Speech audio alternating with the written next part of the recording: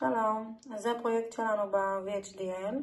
בעצם הוא מודד מרחק על ידי החיישן אולטרסוניק. יש לי פה 3 כפתורים שהשתמשתי. אחד הוא מאפס, השני הוא מחליף מצב, ככה שהלד גם נדלק.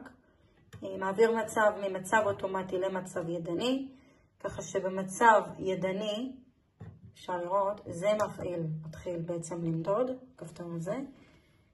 זה בעצם מצב אוטומטי, כאשר הוא מודד בעצם מרחק כל 60 מילי שניות, ומציג ב-LCD, כמו שאנחנו רואים.